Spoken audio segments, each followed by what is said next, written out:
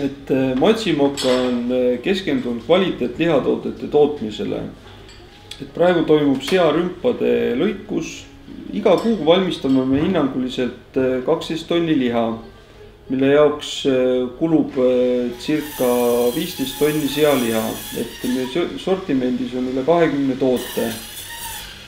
Et kuna me asume Rakvere külje all, siis on töötajate leidmine suhteliselt lihtne meie piirkonnas, et meil on olemas väga palju kvalifitseeritud tööjõudu, kellel on ka vastav eelnev kogemus olemas lihatootmise valdkonnas.